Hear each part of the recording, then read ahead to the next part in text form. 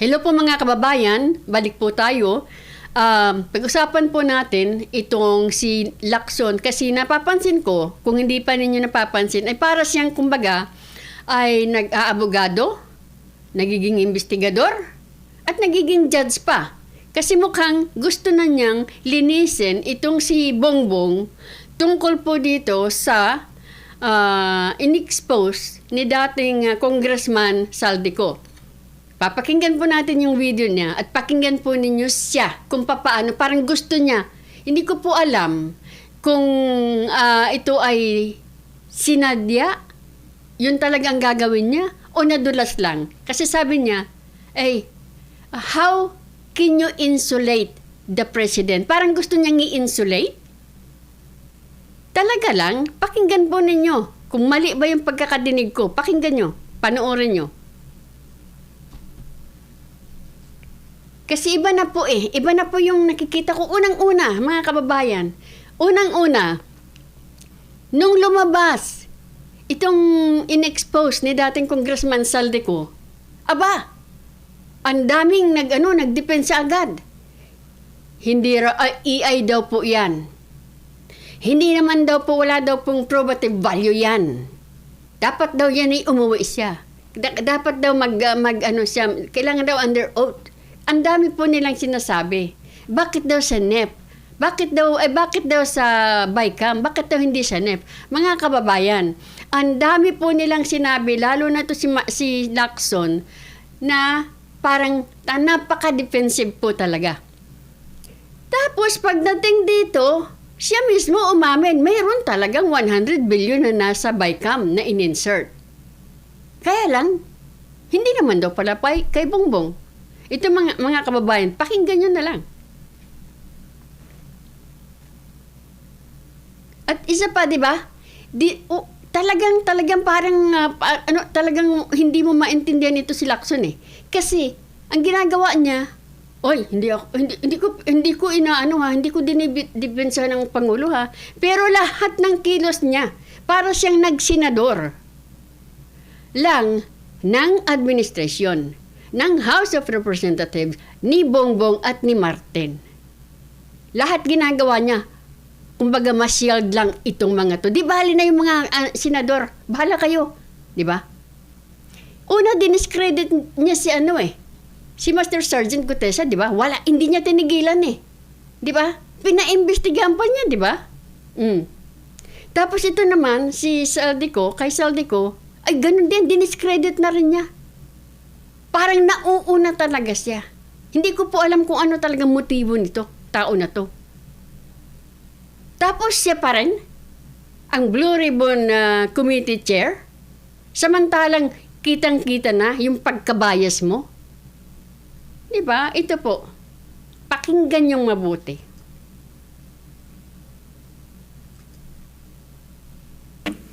Related din ito sa ating unused appropriations. No? Gusto ko lang ibahagi sa atin yung nangyari do sa, and this affects our economy, even yung investor confidence. I have it on good information that yung announcement na ginawa, yung statement na ginawa ni ex-Congressman Saldico, na nagbintang siya na 100 billion, sinasabi niya na utos daw ng Pangulo na isingit sa BICAM. Una pa lang mga kababayan, may napansin na kayo. In-expose po yon ni dating Congressman Saldico. Hindi po siya nagbintang. Kasi binigyan niya ng mga kumbaga mga ebidensya, mga pangalan. Hindi po yung bintang. Ini-inform kayo na ganun ang nangyari based sa sinabi niya. We have to remember, si Saldico, 3 taon nilang ginawang Appropriation Committee Chair. Just remember that. Hindi po bintang yun in my opinion.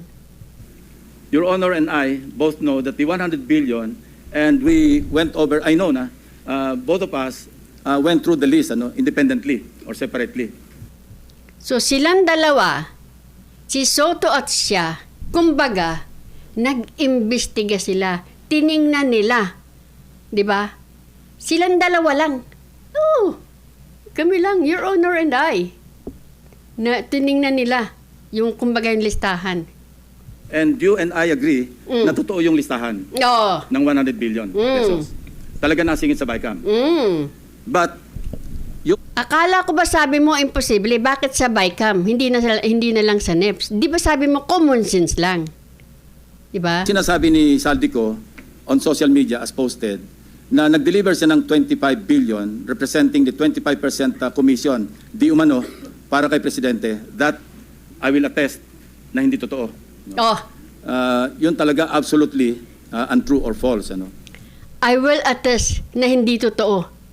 Paano mo na, ikaw ba yun? Ikaw ba yung gumawa? Ikaw ba yung Appropriation Committee Chair ng Congress? Ikaw ba yung kausap? Paano mo talaga I will attest na talagang hindi nangyari? Di ba? Untrue or completely false. Why? Because last Sunday, I received a call from the camp of former Undersecretary Roberto Bernardo. Ang sinasabi niya, noong nakita niya si Saldico sa social media na nagsasabing merong 100 billion na di umano inutos ng Pangulo na isingit sa BICAM, napag-alaman ko from Undersecretary Bernardo na may mga tao sa Malacanang, not the President, not authorized by the President, who misrepresented him. I will name some of them. Undersecretary Adrian Bersamin. He name-dropped the President, making Saldico believe na utos ng Pangulo na ipasok sa BICAM yung insertions na 100 billion. Now, Yusek Traigib Olaybar. Other personalities. Anyway, regarding the 100 billion, binrake down, kasi nireview niyo yung kanyang notes. This is all related even to the appointment of Secretary Recto to be the Executive Secretary. As he is now the acting, I guess acting kasi hindi naman pwede magbigay ng ad interim appointment because Congress is not in recess, di ba? So, okay. Anyway, ang sabi niya sa akin, hindi po totoo yan, Mr. Senator. Kasi ang breakdown ng 100 billion, 81 billion, yun yung na-assign sa DPWH. Yung 29 billion, other agencies. Hindi niya alam. Out of the 81 billion or out of the 100 billion, yung sa 81 billion, 52 billion, siya ang personal na nag-handle. Ako po nag-handle nun. Nasa notes niya, ito yung kanyang table, binigyan niya ako ng kopya. 51.01, I think almost 52 billion. Anyway, so 52 billion, yun yung personal hinandle niya. And talagang sabi niya, naghatid ako ng pera as kickback. But not to the President, but to Yusek Olaybar. And sabi niya, ang pagkaalam niya, kasama si Yusek Adrian Bersamin. 8 billion pesos, Mr. President, in at least 10 deliveries. The modus that yung arrangement nila is, may tigay-isa silang armored van. May armored van si Yusek Olaybar, may armored van siya, magpapark sa basement ng Diamond Hotel, darating yung van driven by Olaybar, and possibly, sabi niya, hindi siya sigurado, and possibly along with Adrian Bersamin. Napapansin niyo na po ha, parang well-investigated, kumbaga. So, nag-deliver sila ng pera, pero hindi kay Bongbong Marcos. So, iyon na yun? So, ibig niyo sabihin, naniniwala kayo na just because hindi inabot doon sa tao, hindi na nangyari. Hindi naman ako nagbibintang, nagtatanong lang. Kasi kadalasan, merong conduit, di ba? O, binigay ko sa ganito. Yung pangang kay Chis Escudero daw, sabi nitong si Bernardo, ibinigay kay Maynard Ngo, na yun daw po ay para kay Chis Escudero, na hindi naman niya nakita, ibinigay doon sa tao. Tapos ngayon, hindi ba hinahabol nila si Chis Escudero dahil sa sinabi ni Bernardo? Pero si Bernardo ang mismong nagsabi, hindi po, binigay ko po kay Maynard Ngo. At sabi daw po, yun daw po ay para kay Chis. Ganito na naman sinasabi, hindi ibinigay kay Bongbong, ibinigay dito kay Yusek Adrian Bersamin? Or sino ba, di ba? Ganun na naman. Pero paniwalang-paniwala sila. Natatandaan ninyo mga kababayan, hindi ba tinanong si Bernardo? Si dating Yusek Bernardo? So, ibig mong sabihin, nung sinabi mo na ibinibigay mo, ito yung noon ha, ibinigay mo yung obligation dito kay Maynard Ngo na sabi mo ay para kay Chis Escudero. Opo. Ibig mong sabihin, hindi ikaw ang mismong nag-deliver. Opo. Hindi po ako. Ganon din po sa iba niyang sinasabi. Maliban lamang po sa sinabi niya one time na siya ang nagdala ng pera dito kay Nancy Binay sa bahay. Di ba? Dito sinabi na naman niya na hindi niya inabot doon sa taong sinasabing para sa kanya, inabot niya dito na naman sa conduit na naman. Si Lacson, paniwalang-paniwala na. Wala akong inaakusahan dito. Nakikita ko lamang po kung talagang sabi niya magaling siyang investigador, di ba? Yan lagi niyang pinauulit-ulit eh. As an investigator, matagal na akong investigador, pati nga yung mga media, as a police officer dati, investigador po, talagang inaano niya. Pero bakit? Sinabi, agad na niya, I can attest na hindi totoo. Pero pala, kung mapapansin mo, ang information pala niya galing lang sa isang tao na na-promise na, kumbaga, nasa proseso na ng WPP or Witness Protection Program. So, ano yun? Lahat ng sinabi nun? Yun? Totoo? Ay, ba't hindi niya sinabi noon? Bakit sinabi mo lang na nakita mo lang sa TV na nagsalita ng ganun si dating congressman, Saldico. Nakita mo lang, all of a sudden, naalala mo lahat yun, sinulat mo na lahat. Diba? Iwan ko sa inyo. Bakante yung armor van, ipapark, idadrive yung isang van na puno ng pera. Diba?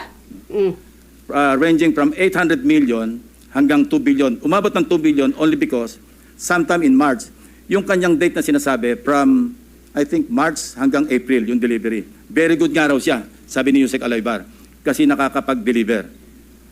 Ang biggest kasi naipon, because March 11, natatandaan niya, inaapuran niya na si Undersecretary Olaybar, na kunin na kasi napupuno na at saka matagal na nakapark. Ang sabi niya, Grabe. sabi ni Olaybar sa kanya, wag muna kasi magulo ngayon dahil inaaresto si dating Pangulong Duterte. So naipon yung laman ng van, sabi niya, mga 2 billion pesos. That was the single largest or biggest delivery that he made to Olaybar. Kung saan napunta, hindi natin alam. Bakit niya sinabi yan?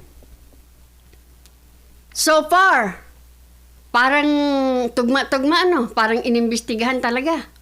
Di ba? Parang well investigated. Ganito. Pero kung saan napunta yung 2 billion, di na natin alam. But 2 billion is 2 billion.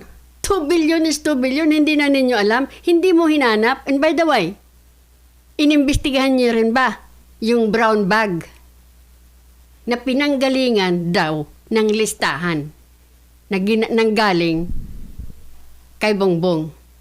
Wala kayong nababanggit dyan. Parang galing, no? Pero kung saan napunta yung 2 billion, di na natin alam. Ha? 2 billion po yun, hindi po yung 2 pesos. 2 billion pesos yun. Anong hindi na natin alam? Hanggang doon na lang kayo?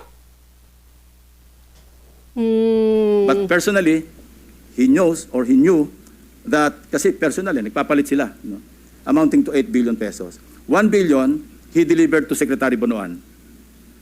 So that's 9 billion. Yung 8 billion was representative of 16% of the 81 billion or 82 billion. Ang usapan daw nila initially was 15%, Mr. President. Tumawad pa raw ng 1% si Olaybar, pero suspecha niya, natatawa raw siya dahil para sa sarili na lang ni Olaybar yung additional 1%. Kung napapansin po ninyo yung percent na yan, yung mga kila Bryce Hernandez at dito sino ba yun? Alcantara. Sabi nila madalas 25%, di ba? 25% din po yung sinabi nitong si dating Congressman Saldico. So, kaya mabot siya ng 16%. 1 billion to Secretary Bonoan. Siya mismo nagbigay. So he was asking for my advice.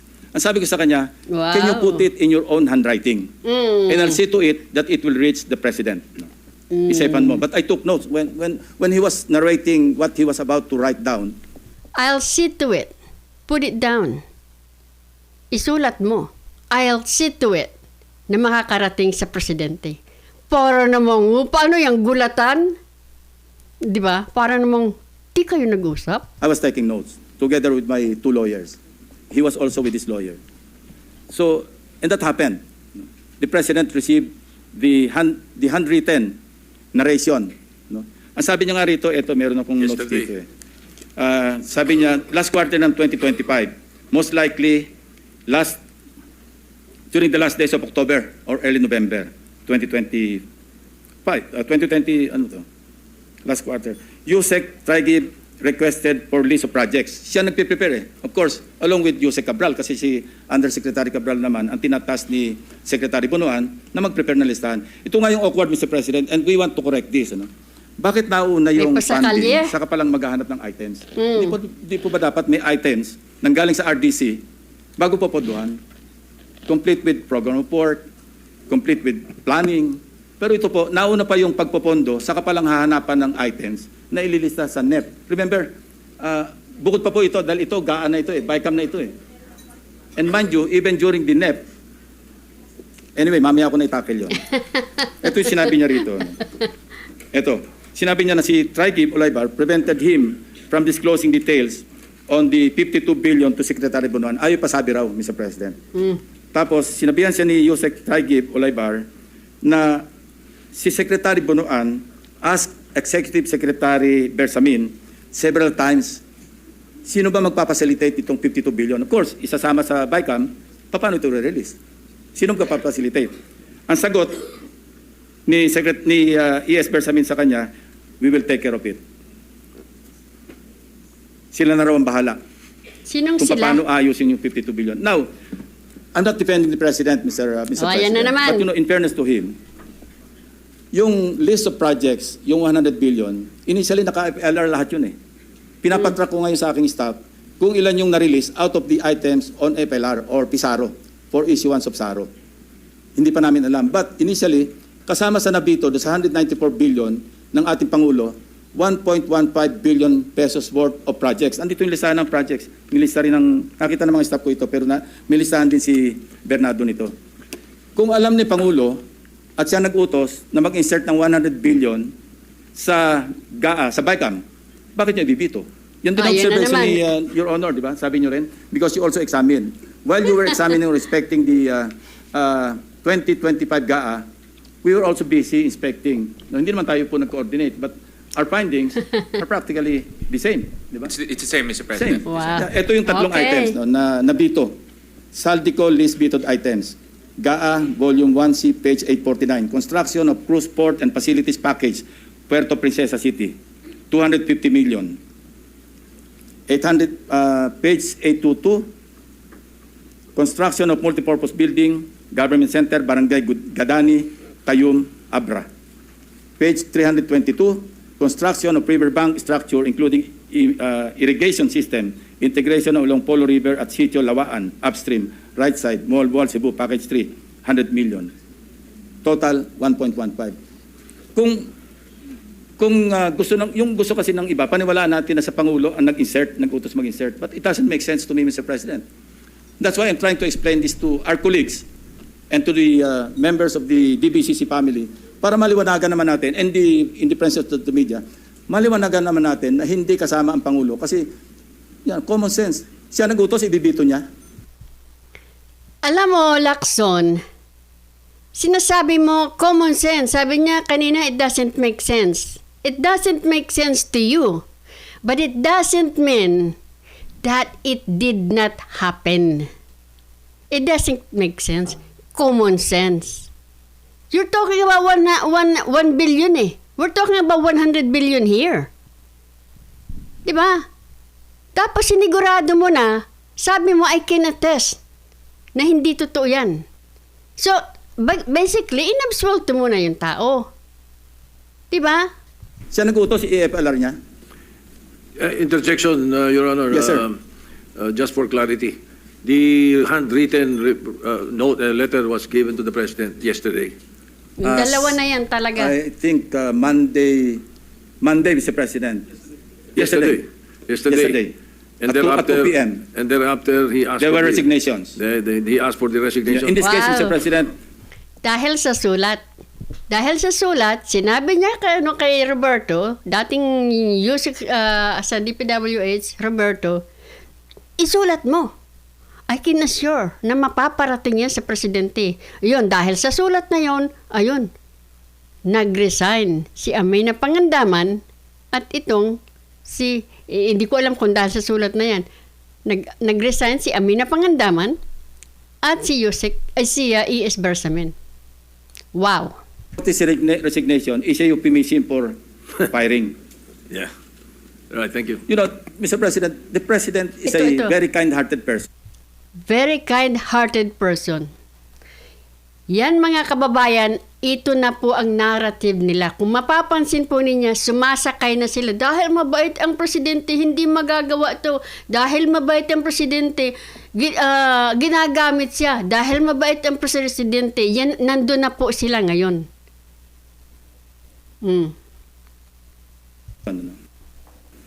You know, I would have suggested To. to the person who brought to the President Okay. or delivered to the President the handwritten narration of Mr. Bernardo. I would have suggested na tanggalin niya and then order an investigation. Otherwise, how can you insulate the President?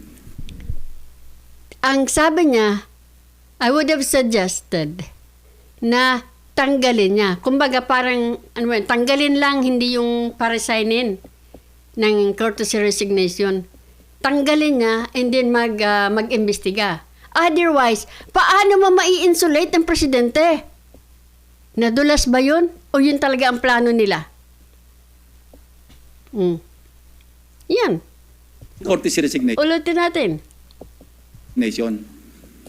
But you know, that's water under the Okay. bridge because it did not happen, Mr. President.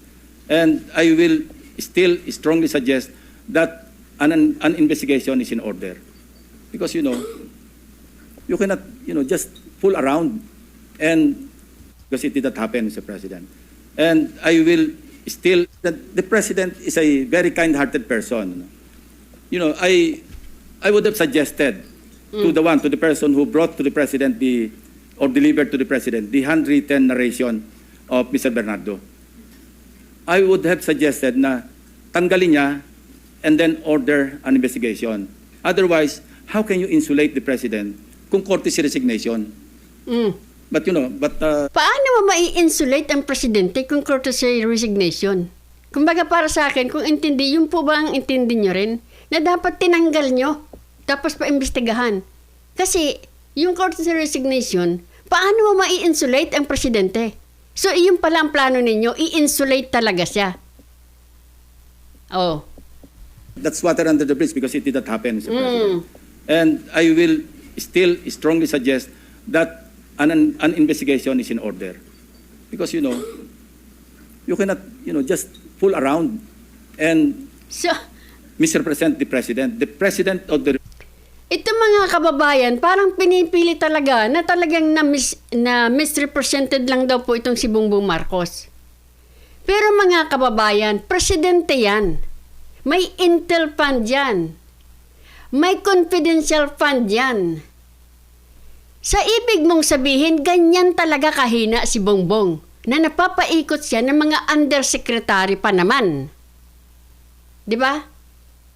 Biro mo, Yusek Adrian Bersamin. Di ba?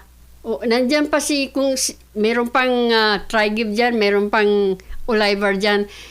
Pero mga kababayan, paano mo na rin sinabi na talagang ganyan kahina no matter how much money, how much confidential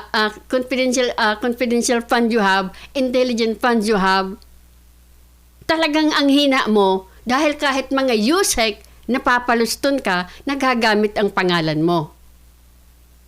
'Di ba? Napakadelikado. Sinabihan na ngang gumagamit ka ng gamot tapos ngayon ikot ka ng mga undersecretary. Biro mo? 'Di ba? Yusek Adrian Bersamin. Public of the Philippines. No matter how kind-hearted he is, let's not take advantage.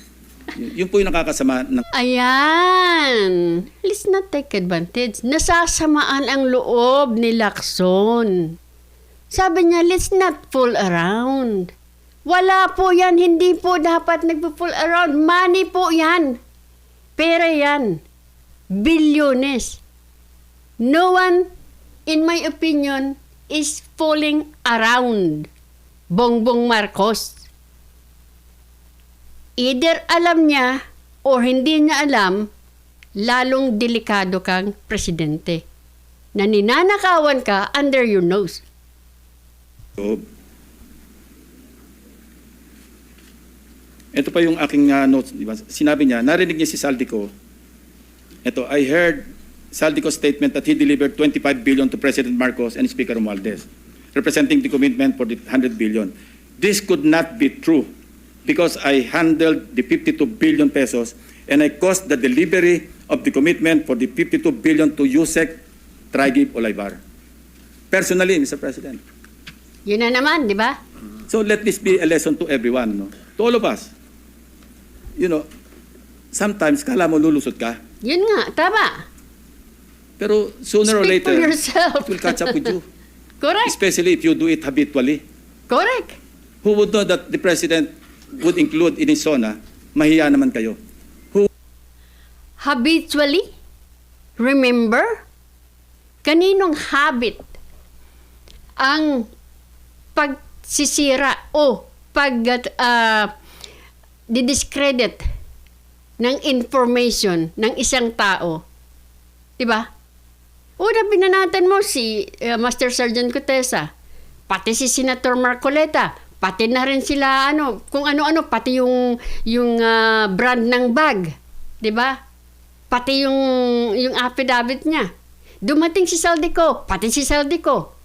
Binabanatan niyo ng binabanatan. Mga kababayan, ito lang po ang hindi natin, baka hindi nare-realize.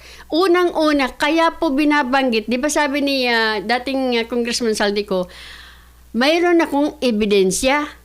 Mayroon akong may ebidensya, may pangalan. Kumpleto ang ebidensya, may pangalan.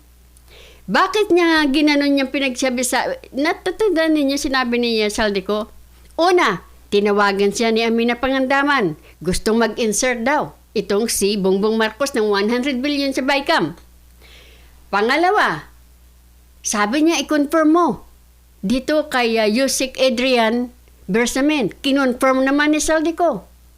Okay daw. Ngayon, sinabi naman ni Saldico, dito kay Martin, 3 tao na yun 3 tao na. Kumbaga, hindi siya bara-bara na basta na lang pipirma, basta na lang papayag. Tapos, niyan, kinumpir niya, sinabi ni Pangandaman, kinumpirma niya kay Yusek Adrian Bersamin, sinabi niya kay Martin Romualdez. What's next? Ang nangyari next, nagpatawag ng meeting itong si Pangandaman at saka itong si Yusek Adrian Bersamin. Saan? Sa Aguada Building. Gate 4 sa harapan ng Malacanang. So, nandun sila. Sabi pa niya, nandoon nga si Yusek Jojo Cades na hindi ko naman kilala. So, sa meeting, andon si Saldico, andon si Martin Romualdez, andon si Yusek Adrian Bersamin, andon si Amina Pangandaman, andon si Jojo Cades. Napapansin niyo mo kung bakit siya nagbabanggit ng mga pangalan? Because baka siya, meron talaga siyang mga record nito. Pagkatapos ng meeting na yon, isang araw, tumawag siya kay Amina Pangandaman. O kung kanino man yan, tinawagan niya, in-inform niya si Amina na naman, si Jojo Cades, si Yusek Adrian Bersamin, si Martin Romualdez, na kung po pwede sana ilagay natin yung 50 billion sa program funds. At yung kalahati, yung natitira, ilagay natin sa unprogrammed fund. Anyway, Office of the President daw naman ang nagre-release ng unprogrammed fund. Yun ang sinabi niya doon sa mga tao, ha? Tumawag na naman si Amina.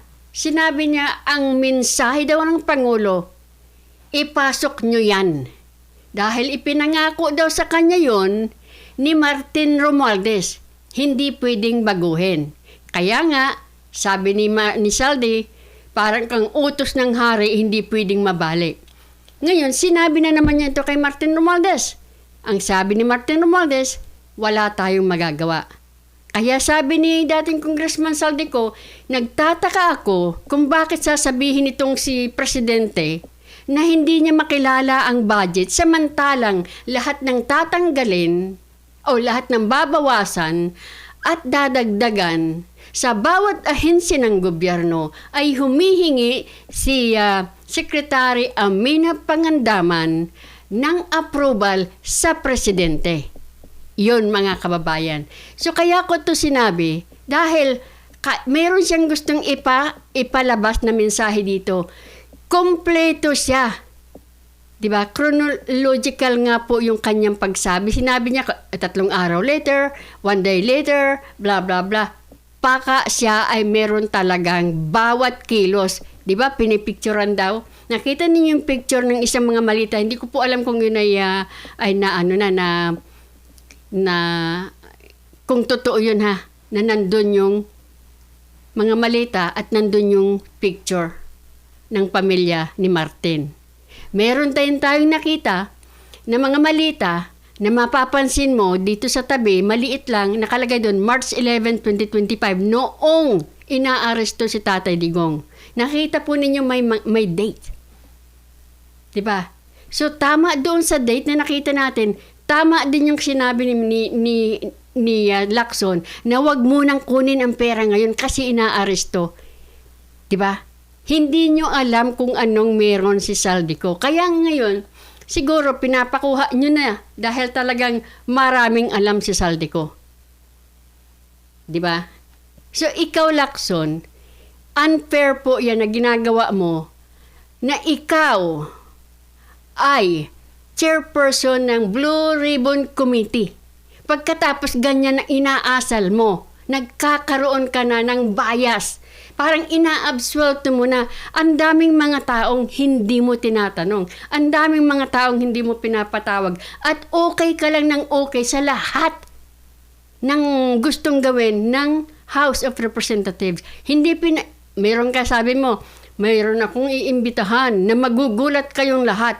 Na hindi naman. 'Di ba? O imbitahan yung lahat ng 17 na congressmen na binanggit ng Diskaya na hindi naman.